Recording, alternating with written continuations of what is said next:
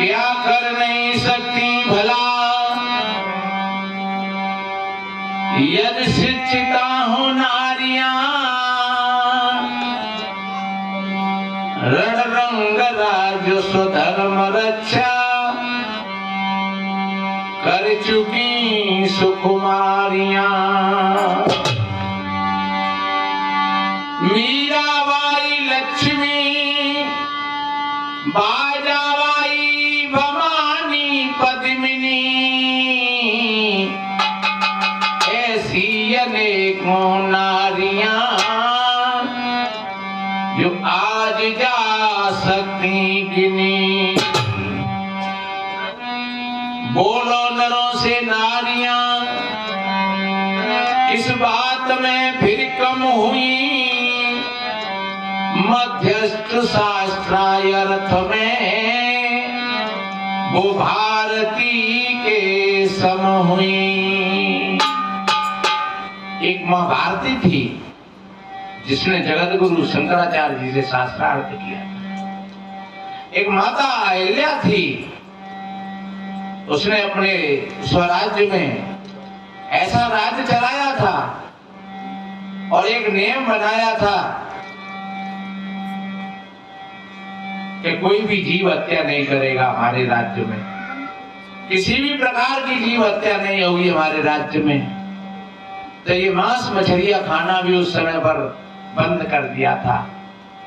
और बताते हैं एक बार उसकी का बेटा, एक ही बेटा था, और वो रथ लेकर के कहीं बाहर जा रहा था घूमने के लिए, और एक बछड़ा की मृत्यु हो गई उसके रथ के कारण। उसने अपने बेटा को ही मृत्यु दंड दिया था। हाहाकार मच गई पूरे राज्य में कि तुम्हारा एक ही बेटा है और तुम इस बात पर मृत्यु दंड दे रही हो इसको। बोले नहीं, ये तो मेरा बेटा है, अगर किसी गरीब का बेटा होता तो क्या होता। नियम तो नियम होता है। और सज्जनों, वास्तव में जिनके हृदय में न्याय प्रियता होती है उनके अंदर में अपने और पराये का भेद नहीं होता है, क्योंकि राजा के लिए प्रजा पुत्र के समान होती है। अगर कोई भी अगर गलत करता है तो फिर उसको वो दंड देती है। तो उस मां ने, अहिल्या ने अपने बेटा को भी नहीं बख्शा, अपने बेटा को भी मृत्यु दंड दिया था। उसका नाम इतिहास में स्वर्ण अक्षरों में आ गया, जो इंदौर की रानी थी अहिल्याबाई। तो इसलिए मेरे भाई बहनों, जहाँ न्याय प्रियता होती है बस वहीं पर संस्कारों का जन्म होता है, और जहाँ बेईमानी होती है वहाँ संस्कार मर जाते हैं। ये कहां से मिलती है शिक्षा? ये सत्संग से मिलती है। एक भजन में कहा है, माता बहनों तुम्हें यदि न शिक्षा मिली, आदर्श नारी कहाने से क्या फायदा। माता बहनों तुम्हें यदि न शिक्षा मिली, आदर्श नारी कहाने से क्या फायदा।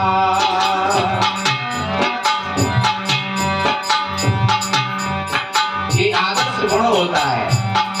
आदर्श एक शीशा को भी कहते हैं, क्योंकि शीशा जैसे का तैसा बताता है। हमारे दांत गंदे हैं तो शीशा बताएगा दांत गंदे। हमारा मेकअप कहीं खराब हो रहा है तो शीशा बताएगा। हमारे बालों की सेटिंग खराब है तो शीशा बताएगा। और तुम नाराज होकर के शीशे से कहोगे बता तू मुझको अच्छा क्यों नहीं बता रहा है, तो शीशा कहेगा मैं क्या करूं, तुम हो जैसे ही तुम्हें बता रही हूं। इसलिए सत्संग भी एक शीशा है। ये सत्संग आपके भीतर के गुण और अवगुणों को आपके बाहर आपके सामने रख देता है, लेकिन बुरा मत मानना। अगर बुरा मानोगे तो ऐसे ही जानोगे आपने शीशा की बात बुरी मान ली। शीशा ने बताया तुमको जैसे का तैसा, और आप शीशा पर नाराज हो गए और शीशा को तुमने फेंक दिया, तोड़ दिया।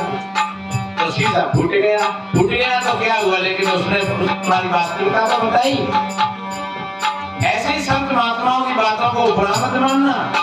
संत महात्मा भी एक शीशे के समान होते हैं और वो तुम्हारे भीतर की सोई हुई शक्ति को जगाते हैं। कहते हैं कि यहाँ पर मामला गड़बड़ हो रहा है और यहाँ पर सदिया हो, यहाँ तुम्हारी सुंदरता ही बिगड़ रही है, यहाँ तुम्हारा सौंदर्य बिगड़ रहा है। जैसे शीशा बता रहा है तुम्हारी आंखों का काजल बह गया है, थोड़ा ठीक कर लो। शीशा बुराई नहीं कर रहा है, वो ये कह रहा है तुम्हारे माथे की बिंदी सरक गई है, थोड़ी सेट कर लो। तुम्हारी मांग का सिंदूर लाल वाला सब पूरा मुंह भूत लाल करता हुआ वह संभाल लो ना, और तुम गुस्सा आकर के हो शीशा ये तोड़ दो, तो ये कौन सी इंसानियत मानी जाएगी। आप खड़े होकर के सत्संग में चले जाओ जी महात्मा तो वैसे ही है, लेकिन महात्मा वैसे नहीं है। महात्मा तो आपके भीतर की बातों को बता रहे हैं कि आप कैसे हो, आप जैसे हो उसमें परिवर्तन करना, कहीं कमी हो। जैसे शीशा को देख करके हम अपने चेहरा की सेटिंग बना लेते हैं, ऐसे ही सत्संग में बैठ करके हम अपने मन की सेटिंग बनाए। और जब मन की सेटिंग बन जाएगी तो जब चेहरा सुंदर होता है, चेहरा अच्छा लगता है, और जब मन की सेटिंग होती है तो व्यक्ति भीतर से अच्छा लगता है, क्योंकि अच्छाई तो भीतर में है नहीं। इसको सुंदर कहते हैं, वो तुम्हारे भीतर में है, बाहर नहीं है।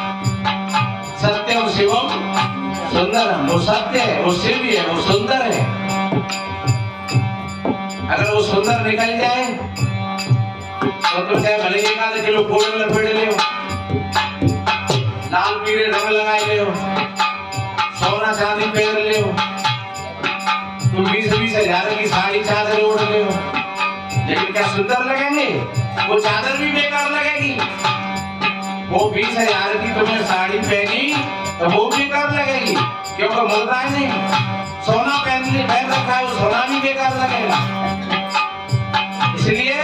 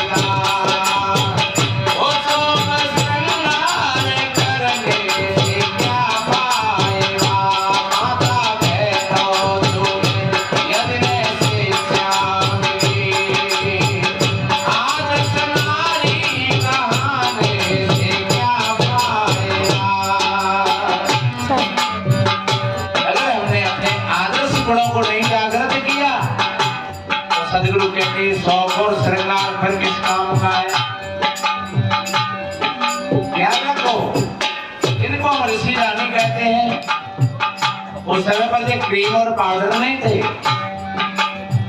सोने चांदी का भी वो उपयोग नहीं करती, बेशकीमती कपड़ा वस्त्र भी नहीं थे, लेकिन फिर भी आज उनके नाम है। और जितनी मंदिरों में जो मूर्तियां हैं वो देवी और दुर्गाओं की, वो किसी और की मूर्ति नहीं, वो आप जैसी माताओं की मूर्ति है, जिन्होंने अपने आदर्शों का पालन किया, उनको पूजा गया, उनकी पूजा आज भी हो रही है। देखिए आगे कवि ने कहा है,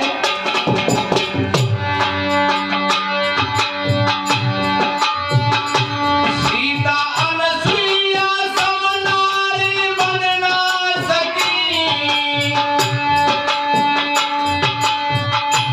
सीता अनसुईया समनारी बन ना सकी, धर्मपति व्रत का पालन भी कर ना सकी, धर्म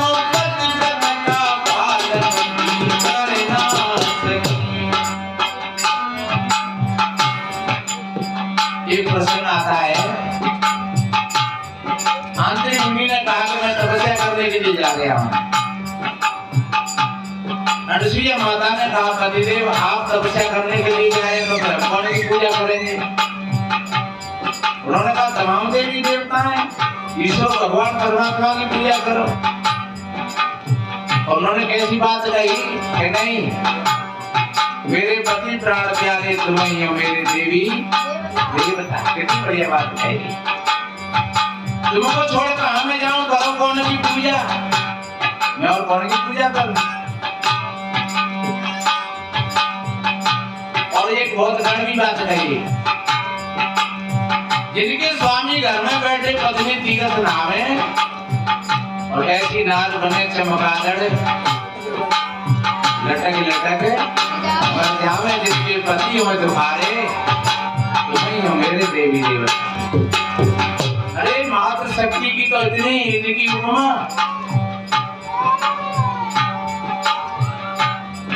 बताते हैं सती लज्जावती ने सूर्य को रोक दिया।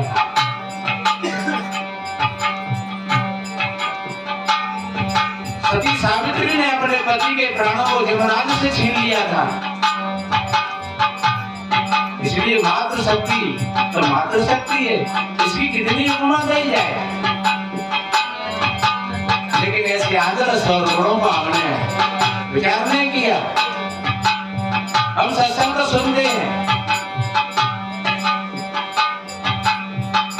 एक बहन कह रही है अपने आदमी से, सुनो जी मैं तो सत्संग को जा रही हूँ, हमारे गुरु महाराज आए हैं। वे भी बड़े पूरे हसीन हैं और हुक्का पी रहे। अब पप्पू की मम्मी तुम सत्संग में तो जा रही हो, मैं हमें पानी पिलवाए दो। आने की सुनो, अब देर रह रही है, मैं कहा तो तुमको घोड़ा मंगा लियो। और वो चली गई सत्संग में। और सत्संग में कोई सत्संग बढ़िया प्रसंग सुनाया था। यही प्रसंग था कि माताओं के लिए पति से बड़ा देवता और कोई नहीं है, अपने सास ससुर से बड़ा देवता और कोई नहीं है, अपने माता पिता से और कोई बड़ा देवता नहीं है। इसलिए कहते हैं मातृ देवो भव, पितृ देवो भव, आचार्य देवो भव, अतिथि देवो भव। और वो सत्संग सुन करके गई और फिर उन्होंने पूछा कहो सत्संग कैसा था? पप्पू की मम्मी बोले पप्पू के दादा क्या बताए, सत्संग ऐसा रहा, हमारे गुरु महाराज ने बहुत अच्छी अच्छी बातें बताई। तो कौन कौन सी बातें बताई? तो उन्होंने कहा कि अपनी पति की सेवा करना चाहिए। और उन्होंने कहा तो पप्पू की मम्मी का पानी ले आइयो, मेरे डोकरा से टैटू हरवादे शुरू हो। जब मैं सत्संग हो गई तब वो पानी मांग रहा हूँ और आई हूँ वो पानी मांग रहा हूँ। ये तो भैया तेरे गुरु जी ने तुझे बात बताई, तुम सत्संग सुन करके आई हो। अरे तो अब मैं अकेली ढूंढेगी माँ, हमारा तो बहुत है मेरे से ढूंढेंगे कि तू पानी जाके लाई हो मेरे से। तो मेरे भाई बहनों ऐसा नहीं होना चाहिए। और हम भाई लोगों के लिए भी निवेदन करते हैं कि अगर स्त्री के लिए पुरुष परमात्मा स्वरूप देवता है तो पुरुष के लिए भी स्त्री एक देवी स्वरूप है। इसलिए पुरुष को भी ये ध्यान रखना चाहिए पूरी तरीका से कि अगर पत्नी है तो मेरी एक है और बाकी की सब मेरी बहन है, बेटी है। ऐसा कहा है बाबा तुलसीदास जी ने।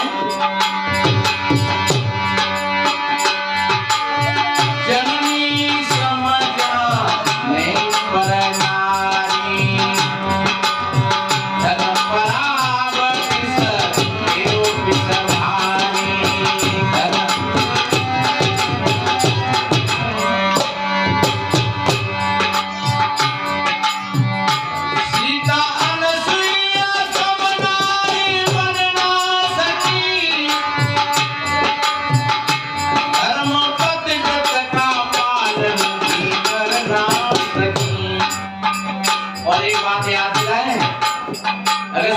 जी और राम जी के चरित्र की तुलना की जाए तो सीता जी के पैर मजबूत हैं और राम जी के पैर कमजोर है। आप सोच रहे होंगे वो तो भगवान थे। हाँ, भगवान तो होंगे जरूर, लेकिन यहाँ तुलनात्मक अगर बात कही जाए, क्योंकि जब राम जी वन को जा रहे तो सीता जी ने क्या कहा?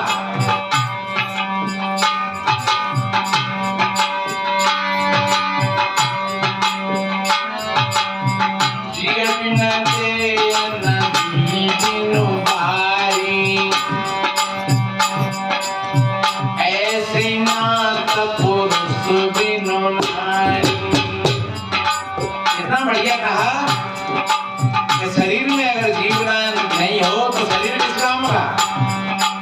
अभी माताएं बैठ जाओ पूजा करने के लिए, मत आओ थोड़ी देर के लिए सत्संग सुन लो है। हाँ, फिर आवाज पूजा कर लिया। जैसे जीव के बिना शरीर किसी काम का नहीं है और पानी के बिना धरती किसी काम की नहीं। और ऐसे ही वो कह रही माता सीता के पुरुष के बिना और स्त्री भी, स्त्री की शोभा पुरुष से होती है, तो ध्यान रखो पुरुष की शोभा स्त्री से होती है। एक एक की खुशी का पूरक है। तो सीता जी साथ में गई श्री राम जी के में, और 14 साल का वनवास रावण ले गया हरण करके, तो बेचारी ने कितने कष्ट सहे। श्री राम जी ने युद्ध किया रावण से और सीता जी को युद्ध जीत करके अपने घर पर लेकर के आए और अग्नि परीक्षा ली। अरे अग्नि परीक्षा तो व्यू तो ले सकती, क्योंकि जब सीता जी अकेली रही तो व्यू तो अकेले रहे। भाई जो पुरुष का फर्ज बनता है स्त्री के साथ में, तो स्त्री का भी फर्ज बनता है। तो सीता जी कह सकती है कि भाई जब तुम मेरी अग्नि परीक्षा दे रहे हो तो तुमको भी अग्नि परीक्षा दे।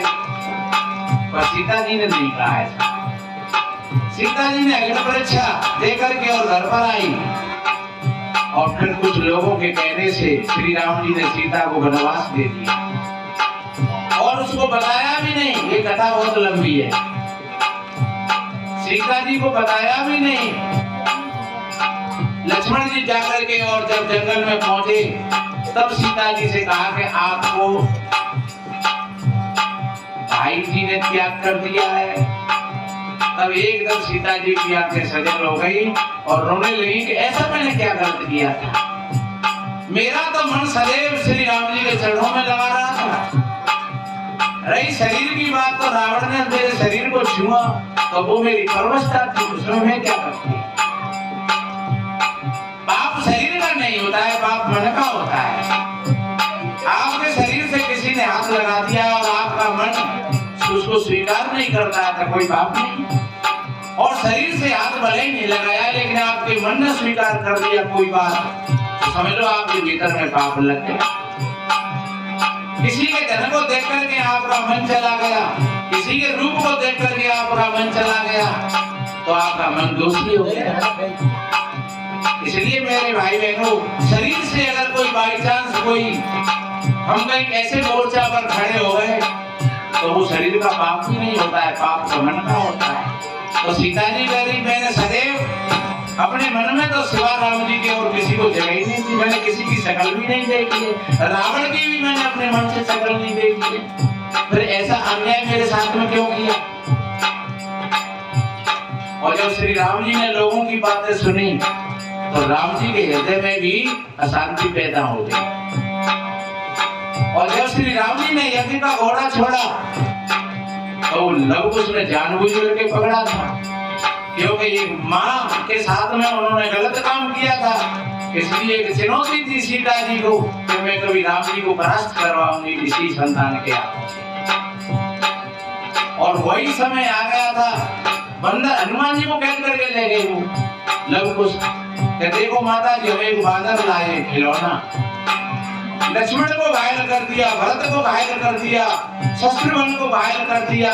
और जब स्वयं श्री राम जी सामने आए कि ऐसे कौन वीर हैं जिन्होंने मेरी सारी सेना को परास्त कर दिया, लेकिन जब सामने आए तब आमना सामना हुआ, तब सीता जी ने कहा बच्चों से कि बस क्या बहुत हो गया, अब कोई बात नहीं है, याद रखो। फिर भी सीता जी ने श्री राम को अपना मुंह नहीं दिखाया, क्योंकि ये मुंह दिखाने लायक नहीं है।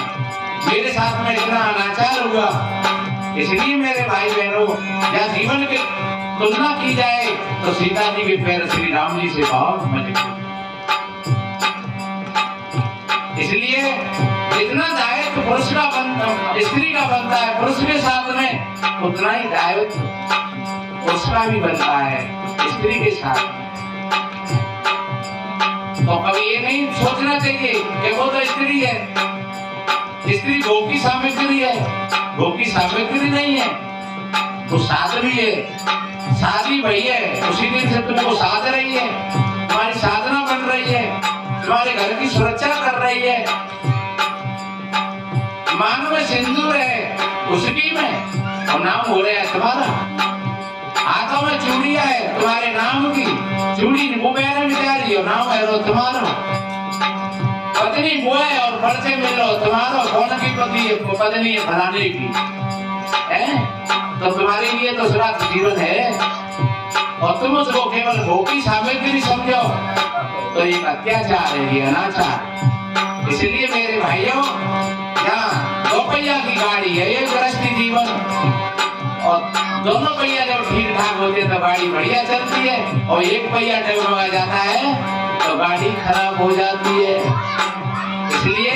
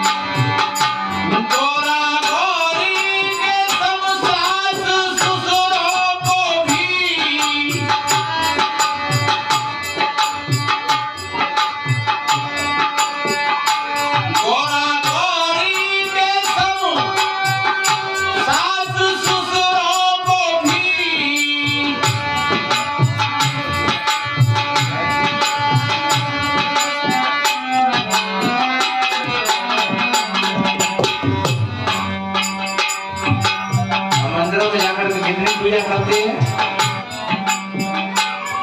मंदिर में जाते हैं, लोग मिठाई को डिब्बा ले जाते हैं, और सर्दी में ठाकुर जी महाराज को रजाई और कंबल देने का, भैया ठाकुर जी महाराज घर में सर्दी नहीं लग जाए, और सर्दी में कूलर लगाए दें कि ठाकुर जी महाराज है, गर्मी में ठाकुर जी महाराज है, लू नहीं लगी जाए। लेकिन एक बात हम आपसे पूछे, आपने कभी होली, दीपावली, रक्षाबंधन पर अपने घर में अपने सास ससुर, बूढ़े माता पिता बढ़िया नहा धुला करके, नए कपड़ा पहना करके, और खाट में या तख्त पर बिठा करके, और फूलों की माला डाल के, कौमों में हाथ से बर्फी के पेड़ा खवाओ, अगर ना खवाओ तो फिर तो कैसे पुजारी हो? जो खाने के लिए तैयार है उन्हें तो खिलाते नहीं हो, और जो कभी खावे नहीं हो, बोले नहीं हो, देवे नहीं हो, लेवे नहीं हो, फूल पटके नहीं हो, कितनी बिड़क बनाए।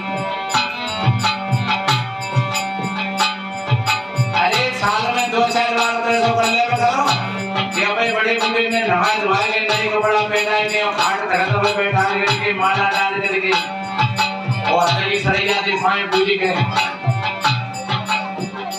मुगती बैठे बैठे तो जो कह नहीं महाराज हमें तो उतना ने क्या भले भूखे मर लेंगे प्यासे मर लेंगे उपवास रख लेंगे पर डुबैया तो भाई बहुत बेकार है। अरे वो बेकार होगी तो बड़ी रहेगी पर तुम्हें तो अपना काम पूरा करना चाहिए क्योंकि अपना अपना पाठ है। कितना बढ़िया कहा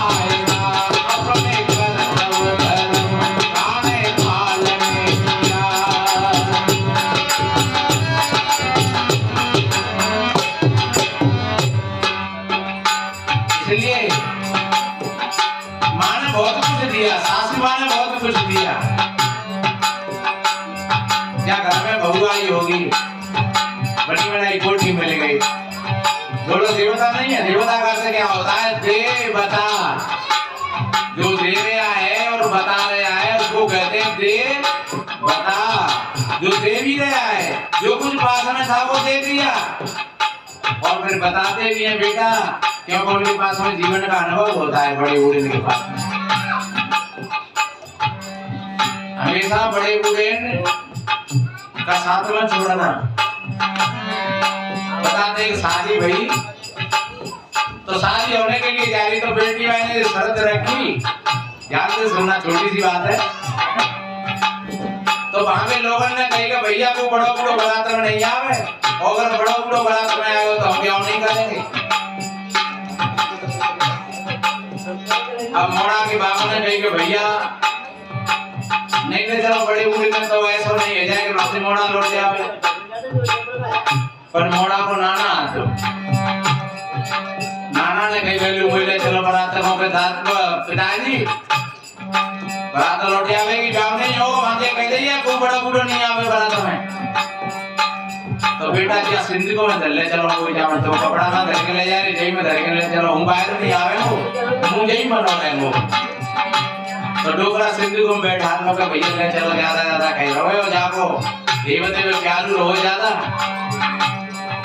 तो नाना बैठा ले गए वहां सिंधु को में और जैसे ही बारात पहुंची तो वह धनी ने कही सुनो भैया हमारे गांव के किनारे नदियां बह रही है जहां में तुम्हें दूध बहानो है तो हम क्या करेंगे और नहीं मना कर रहे। दूल्हा के बाप ने सोची के मरे गए तो वो क्या हाँ भैया नदियां में दूध बांधे आवे वो चलो भाई भैया लौट चलो चीकू व्यवस्था लाने थी वो मन की 2 मन की 10 मन की 50 मन की 100 मन की बात होती तो व्यवस्था बनाई जाती। आए बाप जनवा से वहीं चलो चलो चलो तैयारी लौट गई बाड़े की सिंधी को मैं कह लल्लू भाई आओ भागोनी मारो भी ना है रे बोले ब्याह ना है लो कि क्यों कि भाई ये कह रहे हैं कि क्या नदिया में दूध बहाए दे। अरे तो भाई छोटी सी बात है तुम लौटे आ रहे हो बड़े आदमी हो तो भाई दादा चलो दूध बांधे आवे वो। अरे तो पिंड जो कहते हो चाहे तो खाली तो करवाओ बोले पानी नहीं हो दूध पकते और भी नहीं जाएंगे कि या नदिया खाली करवाओ पहले जहाँ पानी भरा हुआ है आज पानी में दूध थोड़े कर देंगे हम तो ये एकदम सदबरात में खुशहाली आएगी लौट करके। बाने गई भैया हम दूल्हे की तैयारी कर रहे हैं पर तुझे खाली कर बहुत दोनों। फिर मैं देख डोकरा ने कही जाओ को उनको पूरो है।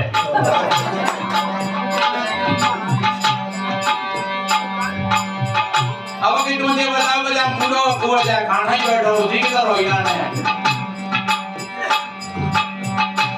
तब कहिए भैया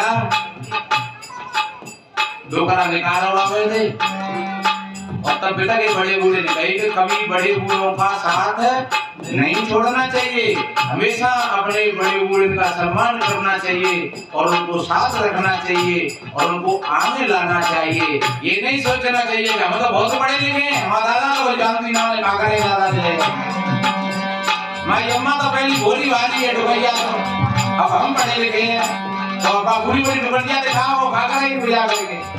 लेकिन ध्यान रखो आपकी पढ़ाई से कई गुना उनके पास में अनुभव है और जितनी पढ़ाई लिखाई काम में नहीं आएगी जीवन में बर्ताव के लिए और अनुभव काम में आता है। इसलिए मेरे भाई बहनों कितनी बढ़िया बात कही कभी ने।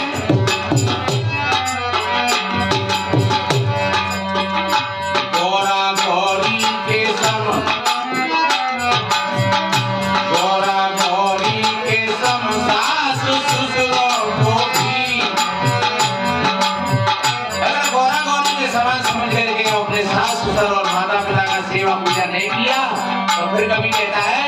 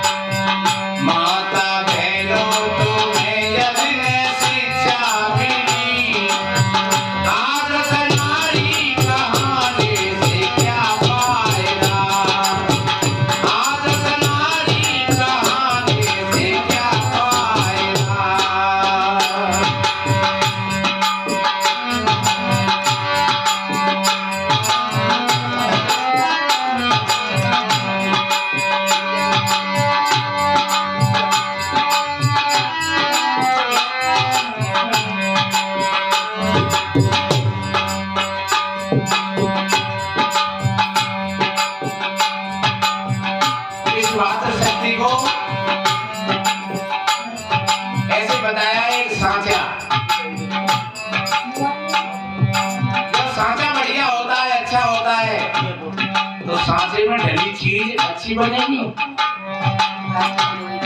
और सांचा भी खराब है और ढीलो मिलो तो भाई कोई ईंट है ईंट वो सांचे होता नहीं और वो सांचा बढ़िया है अगर वो सांचा बढ़िया है तो ईंट बढ़िया निकलेगी और सांचा ढीलो मिलो होता तो ईंट टेढ़ी मेढ़ी हो जाएगी। इसलिए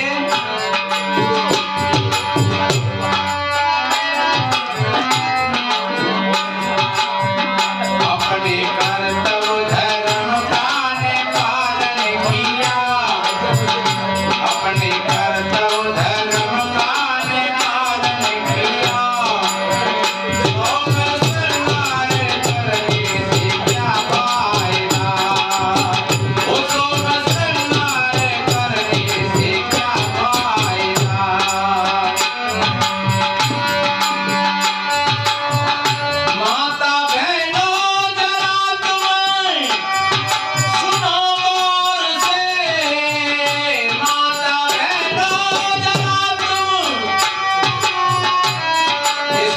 बात है।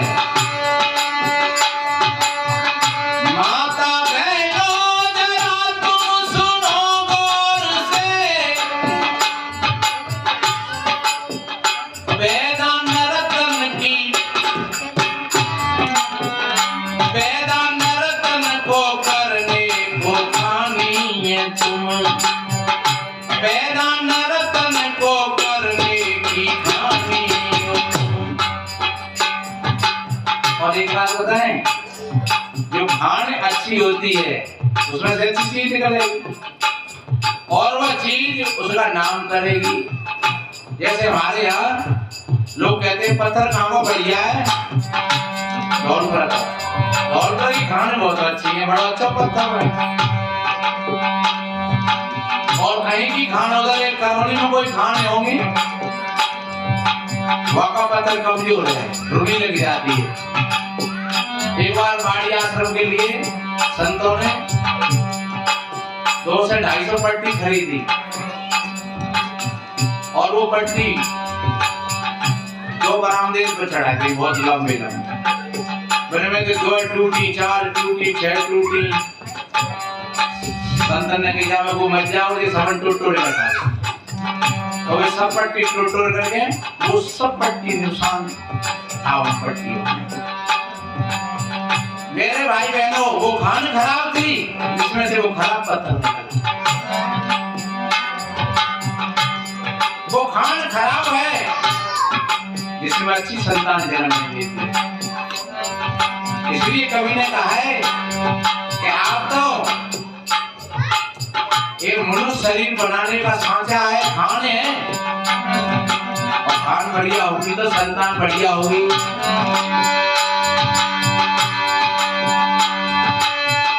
माता बहनों जरा तुम सुनो गौर से, वेदांत रतन करने की कहानी। गर्भ नाना सखी राम से पुत्र जो, गर्भ नाना सखी पुत्र से पुत्र जो, गर्भ नाना सखी पुत्र से पुत्र जो। दुष्ट संतान करने से क्या पाएगा, दुष्ट संतान करने से क्या पाएगा। माता बहनों जरा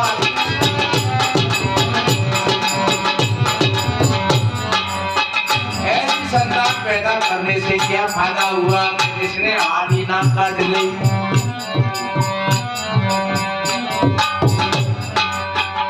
इसलिए मेरे भाई बहनों, ये मातृशक्ति करता है तो पूरा का पूरा। और आखिरी पंक्ति में कितना भैया कहा,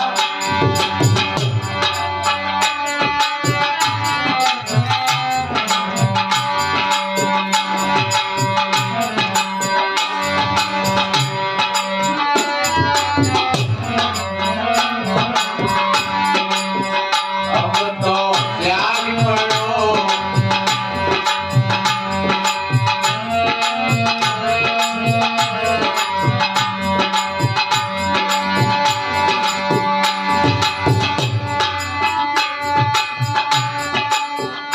गुरु की भक्ति में जिसने मन को दिया,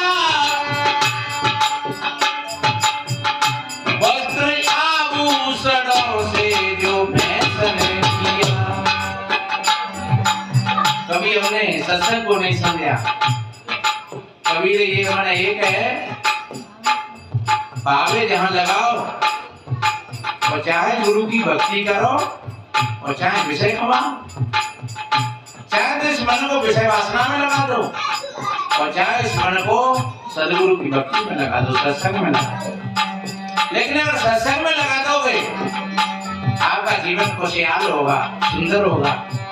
अगर विषय वासना में लगा दोगे तो आखिरी रोना पड़ेगा, क्योंकि विषय भोगों की पूर्ति नहीं होती है। महाराज आयाती को कितना भोग भोगना पड़ा, लेकिन भोगों की पूर्ति नहीं भाई। और आखिरी में उन्होंने कहा कि हम तो जानते हैं भोगों को भोग रहे हैं, लेकिन आज भोगों ने हमको ही भोग लिया। आपको शराब पीते पीते जीवन बीतेगा, आप बीड़ी सिगरेट तंबाकू गुटखा खाते खाते जीवन में बीते गए, आपने कहना और खाई लूं आज और खाई लूं ला कर लेते फिर देख ले। अरे वो भैया मित्र नहीं माने, बिना खवाई दे। एक भैया भाईजान छोड़े वो बीड़ी इन के महाराज में बीड़ी नहीं पिया हो, तो भाई अच्छी बात है भैया बीड़ी नहीं पिया। एक चीज छोड़े थे छोटी हो चाहे बड़ी हो, फिर महीना 2 महीना पीछे मिलो मैंने कहीं खाई लूं, बोले महाराज मैं बीड़ी को छोड़कर गया, मैंने बीड़ी नहीं पी है। तो मैंने कहा तुम तो धन्यवाद की बात हो गई, पर मैंने कुछ और तो नहीं लेते हो कि हाँ महाराज कहो सिगरेट ले ले। तो हमने भी कहा तो बीड़ी बढ़िया है। कभी कभी ऐसा होता है, कितने भाई लोगों ने शराब को छोड़ा और 3 महीना 4 महीना पीछे 6 महीना पीछे फिर पता लगो महाराज में बातों में चले गए, जीजा नहीं माना माना क्या है, वह सारो नहीं मानो वाने पिवाए थे। अरे सारे और जीजा को कौन कहते हैं, ये हमारे मन की चाल होती है। और ध्यान रखो जब हमारे मन में बीज है तो भैया को कि जिमुर टूक है, हाँ मित्र वो बालक वो गजेड़ी है, क्योंकि मैंने करो ये काम कर दे के सब कर्म गुसाई और सुखी भवनी वकी न्याय। तो वो उधर पहुंच गए, उन्होंने भी भैया आ जा रे, अरे यार आजा चलो पी ले। अब तो भैया मैं छोड़ दे, मैं तो 1 महीना है वो। अरे यार तुझे सारी बात नहीं बात में सुन तो और छोड़ देंगे तो छोड़ दीजिए आज पी ले। और पहुंचे गए यही को और का मुझे बाबा तो बहाना ले रहा है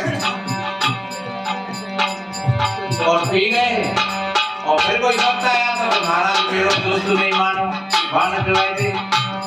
और एक बात बताए, वो दोस्त नहीं वो तुम्हारे दुश्मन है, जो तुमको गलत रास्ता पर ले आए वो तुम्हारे दोस्त नहीं है, वो तुम्हारे दुश्मन है। जो तुमको गलत रास्ता बताए, जो तुमको गलत सलाह दें, ऐसे लोगों से दूर रह जाएंगे। एक भजन में बात है कि दुष्ट जनों का छोड़ो संगा और सत्संगत जल निर्मल गंगा।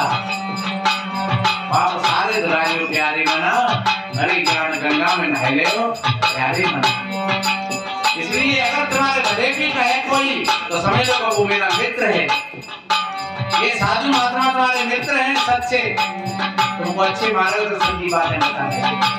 और अगर कोई संसार में उलझने की बातें बताए, कोई मरने मारने की बातें बताए, कोई विषय विलासता की बातें बताए, समझ लो वो तुम्हारे दुश्मन है, वो तुम्हारे मित्र नहीं। इसलिए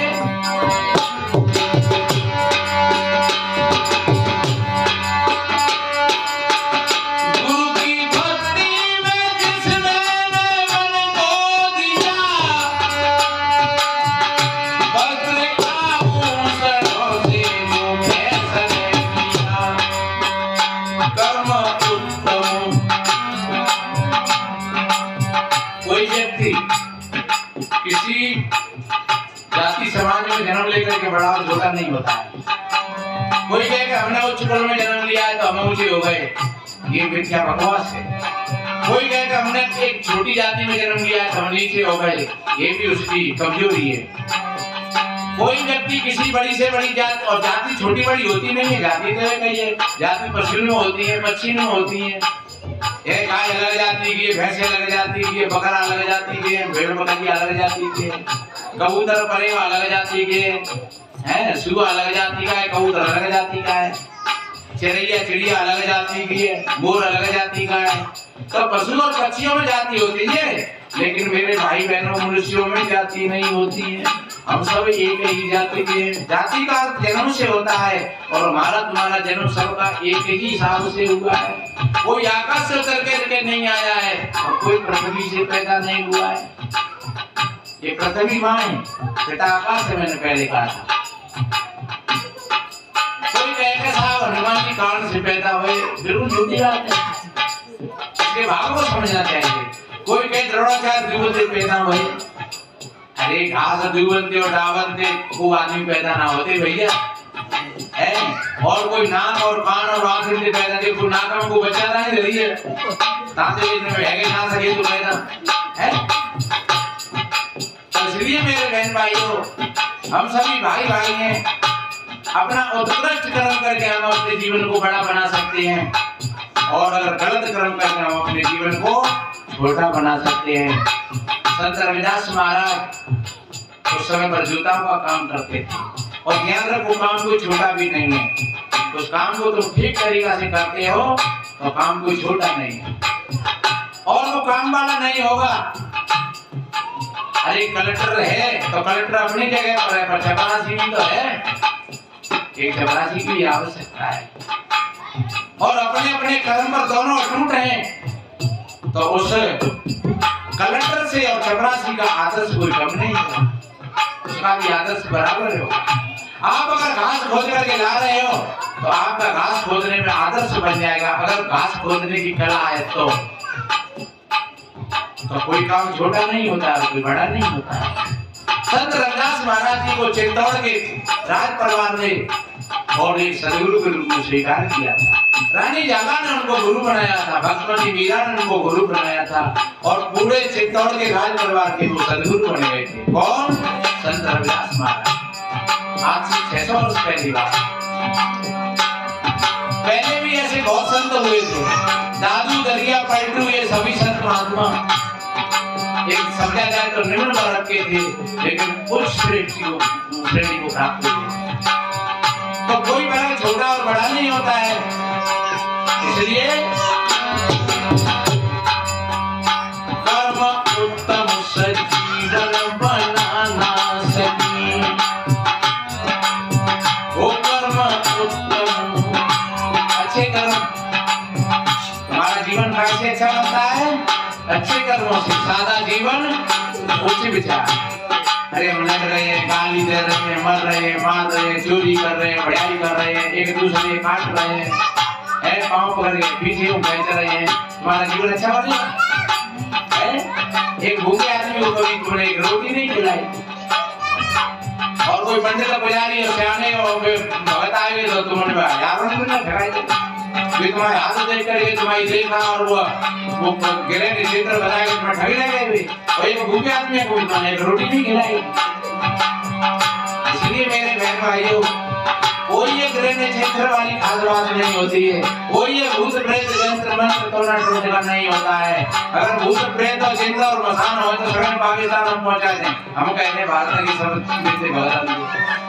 पाकिस्तान में पहुंचा दे, सब परेशान करें लोगों ने। ऐसा कुछ नहीं है, कोई भूत प्रेत नहीं होता है। भूत पीछे हुए को कहते हैं, भूत जीवों का है, भूत तत्व को कहते हैं। इसलिए ऐसा भूत नहीं है कि को लगे बैठे। प्रेत का अर्थ होता है मुर्दा, प्रेत भूमि कहते हैं शमशान को। भूत ध्यान से सेट करके इतना बढ़िया कहा, कर्म उत्तम